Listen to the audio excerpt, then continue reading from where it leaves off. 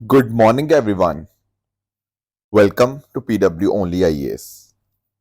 दोस्तों, अगर हम बात करें आज के न्यूज़पेपर की, तो आप नोटिस कर पाओगे कि डोनाल्ड ट्रंप ने यहाँ पे ड्रग्स, ट्रक्स, फर्नीचर इन सब के ऊपर टैरिफ लगा रहे हैं। दरअसल में ये टैरिफ 1 अक्टूबर से एप्लीकेबल होंगे। 100% टैरिफ लगेगा आपके जो भी ब्रांडेड या पेटेंटेड फार्मास्यूटिकल प्रोडक्ट्स के ऊपर। उसके अलावा 25% टैरिफ लगेगा हैवी ड्यूटी ट्रक्स के ऊपर। एंड साथ साथ अगर हम बात करें जो हाउस होल्ड फर्नीचर है, किचन कैबिनेट्स, ये सब चीज़ों के ऊपर 30 to 35% यहाँ पे इसका टैरिफ यहाँ पे लगाया जाएगा। अब भारत के जो फार्मास्यूटिकल मैन्युफैक्चरर्स हैं उनके ऊपर इसका भारी इंपैक्ट आएगा, राइट? क्योंकि आप जानते होंगे कि भारत दुनिया की फार्मेसी ऑफ द वर्ल्ड है, राइट? एंड इस तरह से आने वाले टाइम में थोड़ा एक और आइडिया हमें क्लियर लग पाएगा कि इस चीज़ का कितना इम्पैक्ट भारत की कंपनीज के ऊपर आता है। अभी कंप्लीट क्लैरिटी नहीं है, पर डोनाल्ड ट्रंप ने भी यही बोला है कि इतनी ज़्यादा फ्लडिंग हो चुकी है इस तरह के प्रोडक्ट्स की यूएस मार्केट के अंदर, जिस वजह से उनको ये लगाना ही पड़ा। ठीक है। बाकी देखना ये होगा कि आगे वाले टाइम के अंदर किस तरह से डील साइन होती है देशों के बीच में, एंड उसके बेसिस के ऊपर इन चीज़ों को हम यहाँ पे मैनेज कर पाएँ। दोस्तों, डेट है आज की 27 सितंबर 2025 एंड आप सभी का स्वागत है आज के प्रीलिम बूस्टर न्यूज़ डिस्कशन में। अगर आपको इस सेशन की पीडीएफ चाहिए तो वो आपको मेरे Telegram channel Rishabh Sharma sir PW यहाँ पे मिल जाएगी। पहला जो टॉपिक हमें डिस्कस करना है वो है NSDC के regarding, national skill development corporation. अब देखो, NSDC न्यूज़ में है एंड न्यूज़ में है गलत रीजंस की वजह से। दरअसल में कुछ महीने पहले की बात है कि NSDC के जो CEO थे उस टाइम के ऊपर, वेद मनी तिवारी, उनको यहाँ पे निकाल दिया गया था। अब फिर से NSDC न्यूज़ में है क्योंकि बहुत सारे गड़बड़ घोटाले, बहुत सारे करप्शन के चार्जेस NSDC के लोगों के ऊपर लग रहे हैं। NSDC के ऑफिशियल्स के ऊपर बहुत सारे क्वेश्चन मार्क उठ रहे हैं। ऐसा लग रहा है कि सरकार का जो पैसा है उसको लेकर ये कुछ लोग भाग रहे हैं या फिर उस पैसे की गड़बड़ी करी जा रही है। मैं बताऊंगा कैसे गड़बड़ी करी जा रही है। पहले एक काम करते हैं, थोड़ा NSDC को समझने की कोशिश करते हैं। दरअसल में NSDC को 2008 में इनकॉर्पोरेट किया गया था as a not for profit public limited company. Basically not for profit का मीनिंग ये होता है कि अगर मान लीजिए कोई कंपनी प्रॉफिट करती भी है तो नॉर्मली क्या होता है, नॉर्मली प्रॉफिट आपके ओनर्स के पास जाता है। पर यहाँ पे क्या होगा, जो नॉट फॉर प्रॉफिट कंपनी का मीनिंग ये होगा कि अगर कुछ प्रॉफिट होता भी है ना, वो वापस कंपनी के अंदर री इन्वेस्ट हो जाता है। ठीक है, तो इस तरह से कंपनीज एक्ट के अंतर्गत इसको यहाँ पे इनकॉर्पोरेट किया गया था और एक पब्लिक प्राइवेट पार्टनरशिप आपको देखने को मिल जाएगी। इसमें सरकार का होल्ड है, मतलब सरकार 49% इसकी ओनर है एंड प्राइवेट सेक्टर जो है वो 51% इसको यहाँ पे होल्ड करता है। इस तरह से मिनिस्ट्री ऑफ फाइनेंस के अंतर्गत ये आपको पब्लिक प्राइवेट पार्टनरशिप के तौर पे सेटअप होती हुई देखने को मिल जाती है। अब इसका गोल ये था कि 2022 तक लगभग 150 मिलियन यानी कि 15 करोड़ लोगों को यहाँ पे स्किल या अपस्किल करना है। स्किल का मतलब होता है कुछ स्किल देना, अपस्किल होता है कि ऑलरेडी उनके पास स्किल है, उस स्किल को थोड़ा सा बेहतर बनाना या और उसको इंप्रूवमेंट करना, उसमें और स्किल्स को ऐड ऑन करना।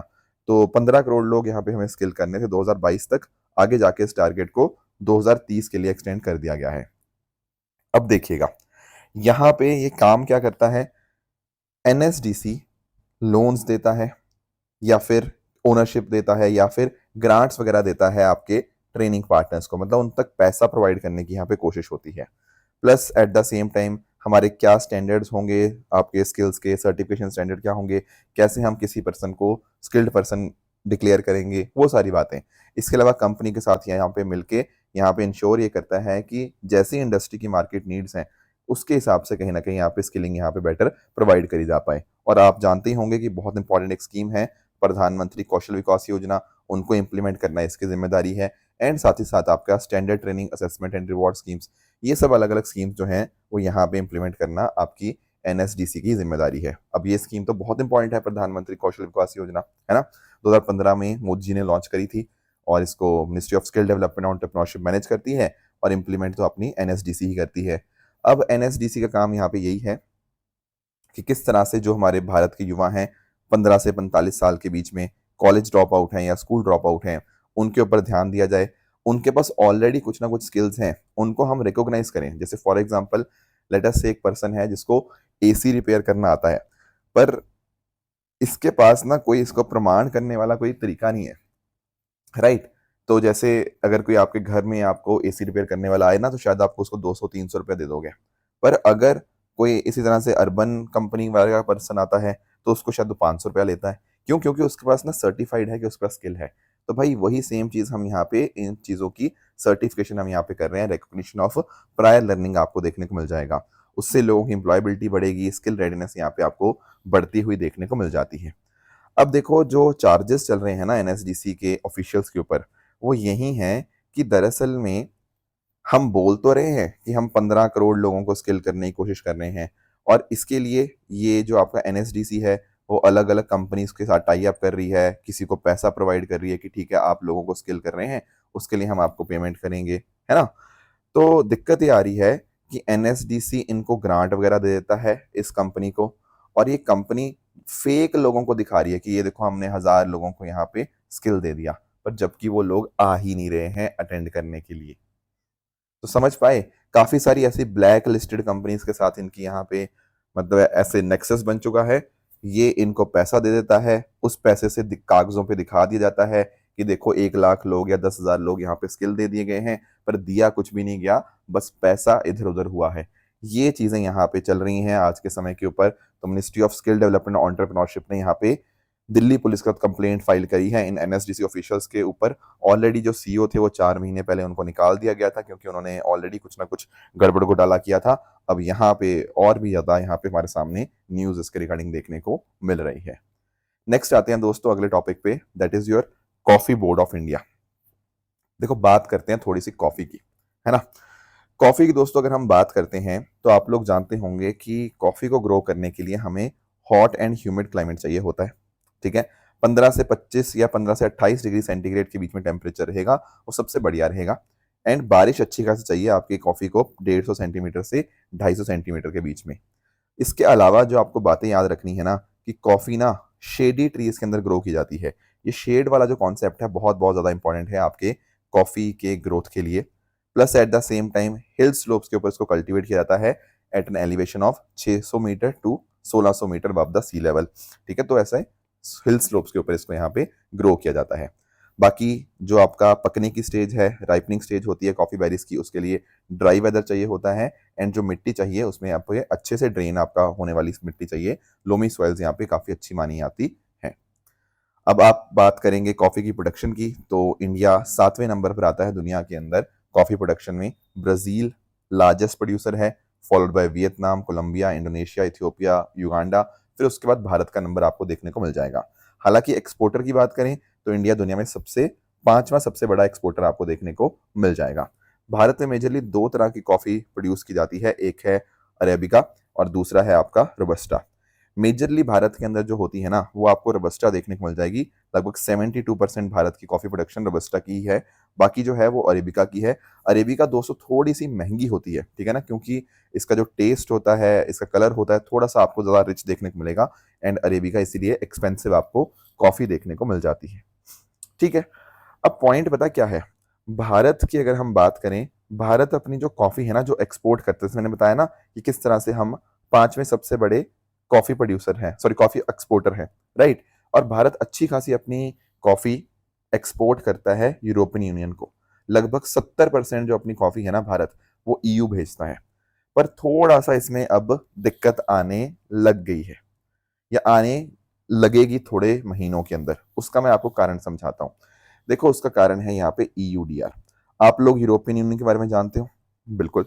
जब हम बात करते हैं ना ईयू की, तो ईयू हमेशा कोशिश करता है कि थोड़ा क्लाइमेट के बारे में ध्यान रखा जाए, इन्वायरमेंट का नुकसान कम से कम पेड़ कटे, कम से कम पोल्यूशन हो, राइट। तो ईयू ने यहाँ पे ये बोला है कि भाई अगर कोई ऐसा देश है जो पता क्या कर रहा है, या फिर कोई ऐसी जगह है जिसने 31 दिसंबर 2020, ठीक है, इस तारीख के बाद से मान लो कोई पेड़ काटे, उन पेड़ काटने के बाद वहां पर कॉफी की प्लांटेशन करी, और फिर वो कॉफी ईयू बेच रहा है ना, तो ईयू यहाँ पे उसको मना कर देगा। क्यों मना कर देगा? क्योंकि भाई आपने क्या किया ना, आपने पेड़ काट के कॉफी लगाए हैं, तो कहीं ना कहीं पेड़ काटना मतलब आपने क्लाइमेट चेंज के अंदर कंट्रीब्यूट किया है, डिफॉरेस्टेशन करी है आपने। तो ईयूडीआर इसी को बोला जा रहा है। दोस्तों ईयूडीआर अगर हम बात करें, ये आ तो जून 2023 में गए थे, पर पूरी तरह से जो इंप्लीमेंट होंगे वो इस साल के एंड में 30 दिसंबर 2025 के बाद ही अच्छे से इंप्लीमेंट होंगे। तो उसके बाद भारत के कॉफी एक्सपोर्टर्स को दिक्कत आ सकती है। ईयू वालों ने बोला हुआ है कि हमें ना एक प्रॉपर सर्टिफिकेशन चाहिए, प्रॉपर हम सारा कुछ चीजें चेक करेंगे, ड्यू डिलिजेंस यहाँ पे होना चाहिए, तब जाके हम आपसे एक्सपोर्ट करेंगे कॉफी। अगर आपने इस तारीख के बाद पेड़ काटे हैं, 31 दिसंबर 2020 के बाद पेड़ काटे हैं, वहां पे कॉफी या इवन और भी चीजें, cattle, cocoa, oil palm, rubber, soy, ये सब अलग अलग चीजें अगर आपने उस पर प्रोड्यूस करी हैं, तो ईयू आपसे प्रोडक्ट लेने से मना कर देगा। तो ईयू नहीं चाहता डिफॉरेस्टेशन हो, ईयू नहीं चाहता ग्रीन हाउस गैसेस एमिशन बहुत ज्यादा हो, तो उनको कम करने के लिए ईयूडीआर यहाँ पे आपको देखने को मिल जाएंगे। तो इसीलिए कॉफी बोर्ड ऑफ इंडिया अब काम कर रहा है। कॉफी बोर्ड ऑफ इंडिया ने कैपेसिटी बिल्डिंग प्रोग्राम लॉन्च किया है। ग्रोअर्स जो कॉफी ग्रो करने वाले हैं उनको अवेयर करवा रहा है अपनी मोबाइल ऐप के बारे में कि भाई आप लोग ईयूडीआर के साथ कंप्लाई करिए, नहीं तो फिर आपको एक्सपोर्ट करने कॉफी में दिक्कत हो जाएगी। तो दोस्तों, कॉफी बोर्ड ऑफ इंडिया का ये काम है एंड इसको सेटअप किया गया था अंडर द कॉफी एक्ट 1942 और ये ministry of commerce and industry के अंतर्गत काम करता है एंड इसके हेडक्वार्टर्स आपको बेंगलुरु कर्नाटका में देखने को मिल जाएंगे। कोशिश यही है कि कॉफ़ी इंडस्ट्री को और प्रमोट करें, उसको डेवलप करें। साथ ही साथ जैसे हमारे कुछ रिसर्च इंस्टीट्यूशंस होते हैं, सेंट्रल कॉफ़ी रिसर्च इंस्टीट्यूट, उनको साइंटिफिक रिसर्च में अंदर सपोर्ट करना कॉफ़ी बोर्ड का काम है। इसके अलावा भारत की कॉफ़ी एक्सपोर्ट को रेगुलेट करना, कुछ नए नए इनोवेशन हो गया, या हमारे जो जीआई टैग्स होते हैं कॉफ़ी के अंदर, जैसे मॉनसून मालाबार कॉफ़ी, इसको जीआई टैग मिला हुआ है, तो उनको भी सारी चीज़ें देखना, इंट्रोड्यूस करना, वो सारे इन्हीं के काम है। इसके अलावा अगर हम बात करें तो कॉफ़ी बोर्ड ने एक मोबाइल ऐप भी बनाई है जिसके माध्यम से कहीं ना कहीं अब कॉफ़ी के एक्सपोर्टर अच्छे से अपने आप को रजिस्टर कर पाएंगे। राइट, अब है तो देखो देश में 4.5 लाख के आसपास कॉफ़ी ग्रो करने वाले, अभी तक केवल 9,000 लोगों ने रजिस्टर किया हुआ है एंड कोशिश यही है कि कैसे हेल्प करें ट्रांजिशन के अंदर। ठीक है, एंड भारत के अच्छे खासे एक्सपोर्ट्स होते हैं, ठीक है ना, एंड आप नोटिस कर पाओगे कि $1 बिलियन से ऊपर ही हमारे एक्सपोर्ट्स रहे हैं चौथे कंसेक्टिव ईयर, तो ये अच्छी बात है भारत के लिए। तो ये कुछ बातें थी कॉफ़ी के बारे में जो आपको पता होनी चाहिए। नेक्स्ट आते हैं, अच्छा एक चीज़ और, हाँ, कॉफ़ी की अगर हम बात करें ना तो कर्नाटका सबसे ज़्यादा कॉफ़ी प्रोड्यूस करता है, ठीक है, इंडिया के अंदर। मैंने दुनिया में तो बात करी कि भारत 7वें नंबर पर है, पर भारत में लगभग 70% से भी ज़्यादा कॉफ़ी जो है ना वो कर्नाटका ही प्रोड्यूस करता है। इनफैक्ट यहाँ पर एक एरिया है आपका, एक तो बाबा बुडान हिल्स का, ठीक है, और आपका चिकमंगलूर का, तो यहाँ पे काफ़ी अच्छी खासी कॉफ़ी प्रोड्यूस होती है। इसके अलावा केरला दूसरे नंबर पे है 23% के साथ, एंड तमिलनाडु 5% के साथ तीसरे नंबर पे आपको देखने को मिल जाएगा। चलो नेक्स्ट आते हैं अगले टॉपिक पे, that is the 4th edition of world food India. देखो कुछ दिन पहले मैंने आपके साथ डिस्कस किया था कि वर्ल्ड फूड इंडिया का एडिशन जो है, चौथा एडिशन, वो होने जा रहा है। दरअसल में ना वर्ल्ड फूड इंडिया को 2017 में लॉन्च किया गया था, तो पहला एडिशन वर्ल्ड फूड इंडिया का तब हुआ, फिर 2023 में दूसरा हुआ, 2024 में तीसरा हुआ, एंड अब यहाँ पे चौथा एडिशन वर्ल्ड फूड इंडिया का यहाँ पे हुआ है एट द भारत मंडपम, नई दिल्ली के अंदर। अब इसमें बात क्या होती है, देखो यहाँ पर ना इस एडिशन के अंदर 90 से भी ज्यादा कंट्रीज ने पार्टिसिपेट किया, 2000 से भी ज्यादा एग्जिबिटर्स थे। बेसिकली पॉइंट ये है कि दुनिया भर के global thought leaders, policy makers, industry experts यहाँ पे साथ में आते हैं। साथ में आएंगे तो कहीं ना कहीं डिस्कशन होगा, जो इनोवेशन है फूड प्रोसेसिंग के अंदर, पैकेजिंग के अंदर, और इस तरह से कोल्ड चेन वगैरह के अंदर, उन सबको आपस में डिस्कस करेंगे एंड कैसे हमें फूड सेक्टर को, फूड डाइवर्सिटी को आगे लेके जाना है, वो सब चीज़ें होती हैं। Plus at the same time यहाँ पे शेफ कॉम्पिटिशन्स भी होते हैं, किस तरह से सस्टेनेबल फूड के अंदर काम किया जा सकता है, वो सारा डिस्कशन यहाँ पे इस इवेंट के अंदर आपको देखने को मिला। तो इसमें आप नोटिस कर पाओगे कि भारत के साथ न्यूजीलैंड और सऊदी अरेबिया पार्टनर कंट्रीज थी, एंड उसके अलावा कुछ कंट्रीज को जैसे जापान, यूएई, वियतनाम, रशिया को फोकस कंट्रीज यहाँ पे डेजिग्नेट किया गया। तो किस तरह से इंडिया बाकी दूसरे देशों के साथ मिलकर फूड प्रोसेसिंग में काम कर रहा है, उसको हमने यहाँ पे शोकेस किया। अब आप लोग जानते हैं कि भारत मिल्क, अनियन, पल्सेस का लार्जेस्ट प्रोड्यूसर है, एंड चावल, wheat, sugar cane, fruits, vegetable, eggs की बात करें, यहाँ सेकंड लार्जेस्ट प्रोड्यूसर आपको इंडिया देखने को मिल जाएगा। एंड डेफिनेटली देखो हमारे यहाँ पे 100% एफडीआई पॉलिसी है फूड प्रोसेसिंग के अंदर, और वो भी ऑटोमेटिक रूट के अंदर, तो कोई भी बाहर से पैसा लाना चाहता है तो ज़्यादा दिक्कत नहीं आती है। एंड इस वजह से हमने 7 बिलियन से भी ज़्यादा एफडीआई हमने अट्रैक्ट किया पिछले डिकेड के अंदर, एंड हमारा ये विकसित भारत के साथ भी अलाइन करता है, एंड भारत का हम as a food hub of the world की तरह यहाँ पोजीशन करने की यहाँ पे कोशिश कर रहे हैं। जिस तरह से अब इतने सारे इन्वेस्टर्स आए, इतने सारे लोग आए साथ में, तो उससे कहीं ना कहीं फूड प्रोसेसिंग सेक्टर में इन्वेस्टमेंट और बेहतर होगा। भारत की जो फूड है, कल नई चीज़ें हैं, उनको हम दुनिया के सामने शोकेस कर सकते हैं। किसानों की इनकम बढ़ती है, क्योंकि देखो जब आपके स्टोरेज वगैरह बढ़िया होगा तो कहीं ना कहीं स्टोरेज की वजह से जो पोस्ट हार्वेस्ट लॉसेस होती थे उनको हमें कम करने में मदद मिलेगी। तो ये सारा का सारा जो काम है ना वर्ल्ड फूड इंडिया का, ये हमारी ministry of food processing industry यहाँ पे देखती है, एंड इंडिया को दुनिया के अंदर एक ग्लोबल फूड हब के रूप में प्रेजेंट करने की यहाँ पे कोशिश करते हैं। नेक्स्ट जो टॉपिक है हमारे सामने वो तिरुमला टेम्पल के रिगार्डिंग है। दोस्तों, आप में से बहुत सारे बच्चे होंगे जो शायद तिरुमला टेम्पल गए होंगे। तिरुमला टेम्पल की अगर हम बात करें, या जिसको हम लोग तिरुमला वेंकटेश्वर टेम्पल के नाम से जानते हैं, ये आपको आंध्र प्रदेश में देखने को मिलता है, एंड ये वेंकट हिल्स के ऊपर है। बेसिकली आपको तिरुमला हिल्स में टोटल 7 हिल्स देखने को मिलेंगी, जिनको हम सप्तगिरी बोलते हैं। उनमें से जो है वेंकट हिल्स, ठीक है, वहां पे आपको ये टेम्पल देखने को मिल जाएगा in the state of Andhra Pradesh. ये जो टेम्पल है ये लॉर्ड श्री वेंकटेश्वर जी को डेडिकेटेड है, जो कि लॉर्ड विष्णु के ही एक अवतार यहाँ पे माने जाते हैं। अब आप नोटिस करिएगा कि यहाँ पे एक तो तिरुपति लड्डू मिलता है जिसको जीआई टैग मिला हुआ है, थोड़ा कंट्रोवर्सी में था 1-2 साल पहले। बाकी इस टेम्पल की अगर हम बात करें तो जो डायनेस्टीज थी, जैसे पल्लवास, चोलास, विजयनगर के रूलर्स, उन सब ने यहाँ पे बहुत कंट्रीब्यूट किया इस टेम्पल के लिए। एंड बाद में सेंट रामानुजन जी के द्वारा 12वीं सेंचुरी के अंदर इस पर्टिकुलर टेम्पल को रिवाइव किया गया। अब देखो ये टेम्पल में ना लोग, रोज की बात है, लाखों श्रद्धालु यहाँ पे जाते हैं। तो कहीं ना कहीं बहुत सारे कई बार इश्यूज आ जाते हैं रिगार्डिंग द पिलग्रिम सेफ्टी। कई बार ऐसा होता है कि क्राउड में कोई बच्चा किसी का खो गया है ना, कोई परिवार से अपने बिछड़ गया, कई बार कुछ भगदड़ मच जाती है, ऐसे बहुत सारे इश्यूज आते हैं। तो यहाँ पर इस चीज के लिए अब एआई का इस्तेमाल होगा, आर्टिफिशियल इंटेलिजेंस का। तो पहली बार यहाँ पे हम देख पा रहे हैं कि भारत का पहला एआई पावर्ड हब एक पिलग्रिम इकोसिस्टम के लिए यहाँ पे डेवलप किया गया है, एंड इसको बनाया गया है बाय तिरुमला तिरुपति देवस्थानम। ठीक है, ये एक ट्रस्ट है बेसिकली जो पूरा पूरा टेम्पल को मैनेज करती है, एंड इसका कोशिश यही है कि भाई क्राउड को हम सही ढंग से मैनेज कर पाए। जल्दी से जल्दी आप कैसे अपने मतलब दर्शन तक पहुंच सकते हो, लंबी लंबी क्यूज को कैसे मैनेज किया जा सकता है, ठीक है ना, उसको यहाँ पे मैनेज करने में आपका एआई का इस्तेमाल होगा। तो दोस्तों, हमारे जो एनआरआईज हैं, नॉन रेजिडेंट इंडियंस, उन्होंने पूरा पैसा दिया है इसको बनाने के लिए, ठीक है, एंड इसमें एआई और मशीन लर्निंग का यहाँ पे इस्तेमाल हुआ है।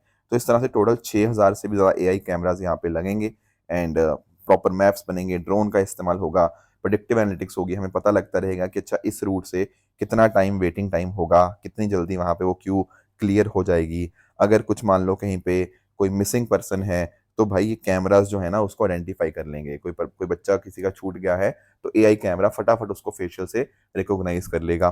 तो ये सारे काम हैं। तो इस तरह से बहुत अच्छी कैपेबिलिटी है इसके। 3,60,000 से भी ज़्यादा पेलोड्स ये प्रोसेस कर सकता है एक, आपका बात करें 1 मिनट के अंदर। तो लोगों को मैनेज करना, ठीक है, कंजेशन को मैनेज करना, कितना वेट टाइम होगा यहाँ पे, जैसे आप लोग एयरपोर्ट पे भी देखते हो ना वहाँ वेटिंग टाइम लिखा आता है, तो सिमिलर तरह से यहाँ पे भी इस्तेमाल होगा। तो प्रॉपर हमारे पास ट्रेन स्टाफ होगा जो इस चीज़ को यहाँ पे प्रॉपर मॉनिटरिंग करता रहेगा। कोई भी मिस इन्फॉर्मेशन फैलाने की कोशिश करता है, या कुछ डिफेमेटरी कंटेंट होता है, या कोई ना कोई अपने इस टेम्पल को लूटने की कोशिश करता है, या कुछ और डिजिटल एसेट्स, इवन आपके डिजिटल एसेट्स की बात कर लें, तो उनको भी यहाँ पे देखने के लिए हमारे पास यहाँ पे एआई प्रोटेक्शन आपको देखने को मिल जाएगा। तो प्रॉपर हमारे पास एक एआई प्रोटेक्शन टूल आ चुका है तिरुमला टेम्पल के लिए, एंड इसके माध्यम से यहाँ पे सेफ्टी और बेहतर हो जाएगी। नेक्स्ट आते हैं अगले टॉपिक पे, that is WHO global summit on traditional medicine. देखो, दरअसल में ना अगर हम बात करें 2023 की, तो 2023 में हमने G20 समिट को होस्ट किया था। तो उस समय G20 की हेल्थ मिनिस्टर्स मीटिंग हुई थी गांधीनगर गुजरात के अंदर, राइट। वहीं पर आपको पहला WHO global summit on traditional medicine, traditional medicine मतलब आपकी जैसे आयुर्वेदा, आपको यूनानी, योग, सिद्धा, होम्योपैथी, ये सब चीजें, ठीक है, जो ट्रेडिशनल मेडिसिन हैं उनके रिगार्डिंग पहला समिट यहाँ पे हुआ था गुजरात गांधीनगर के अंदर। अब आप नोटिस कर पाओगे कि हमारी मिनिस्ट्री ऑफ आयुष ने WHO के साथ एग्रीमेंट साइन किया है कि दिसंबर में क्या होगा, नई दिल्ली के अंदर आपका WHO का सेकंड ग्लोबल समिट होगा ऑन ट्रेडिशनल मेडिसिन। तो इसके माध्यम से कोशिश ये होगी कि हमारी जो ट्रेडिशनल मेडिसिन है उसका रोल कितना ज़्यादा है सस्टेनेबल डेवलपमेंट के लिए, सस्टेनेबल काम के लिए, हेल्थ के लिए, उसके लिए यहाँ पे एक प्लेटफॉर्म की तरह यहाँ पे काम करेगा। साथ ही साथ इसको मैंने बता ही दिया, आयुष मिनिस्ट्री और WHO इसको होस्ट करेंगे, एंड कोशिश यही है कि कैसे लोगों का और प्लेनेट का जो बैलेंस है, restoring the balance for people and the planet, ठीक है, science and practice of wellbeing. काफ़ी सारे लोगों को लगता है कि नहीं ट्रेडिशनल मेडिसिन उतनी अच्छी नहीं होती, बट ऐसा बिल्कुल भी नहीं है। उसकी जो साइंस है हम सामने रखने की कोशिश करेंगे, एंड साथ ही साथ जो evidence based traditional medicine practice हैं उनको और एडवांस करेंगे, ठीक है ना, क्योंकि एक्चुअली हमारे पास काफ़ी अच्छे अच्छे एविडेंसेस हैं कि ट्रेडिशनल मेडिसिन काफ़ी हैविली इफेक्टिव होती है। तो इस तरह से एक्सपर्ट्स को, पॉलिसी मेकर्स को एंड स्टेक होल्डर्स को हम साथ में लाएंगे, एंड आपस में डिस्कशन होगा, एंड इस समिट के माध्यम से हमारी जो ट्रेडिशनल मेडिसिन है वो और भी ज़्यादा यहाँ पे प्रमोट हो पाएंगी, राइट। तो दोस्तों ये थी हमारी आज की डिस्कशन। यहाँ पर आपके सामने कुछ ट्रू एंड फॉल्स स्टेटमेंट्स हैं, इनको आप पढ़िएगा, बताइएगा इनमें से कौन सा सही है कौन सा गलत है। एंड साथ में जो मैंने आपको कल होमवर्क दिया था, एक था जीएस स्टैट के बारे में। तो दोस्तों ये स्टैचूट नॉन स्टैचूटरी नहीं है, ये एक स्टैचूटरी बॉडी है, that is why the first statement will be incorrect. अग्नि प्राइम की दोस्तों बात करें तो सुपरसोनिक क्रूज मिसाइल तो नहीं है ये, क्योंकि ये बैलिस्टिक मिसाइल है। कल हमने डिस्कस किया था कि इंटरमीडिएट रेंज बैलिस्टिक मिसाइल आपको देखने को मिल जाएगी, इसलिए सेकंड स्टेटमेंट भी इनकरेक्ट हो जाएगा। बाकी फिपिक की बात करें तो डेफिनेटली जब मोदी जी गए थे फिजी 2014 के अंदर, तो उन्होंने यहाँ पे इस particular forum for India Pacific island corporation यहाँ पे इसको लॉन्च किया था, सो दैट इज करेक्ट। बाकी नाइटमेयर बैक्टीरिया की बात करें तो यस, ये स्टेटमेंट भी अपने आप में आपको ट्रू देखने को मिल जाएगी। तो thank you so much for joining, all the very best, keep working hard, thank you so much.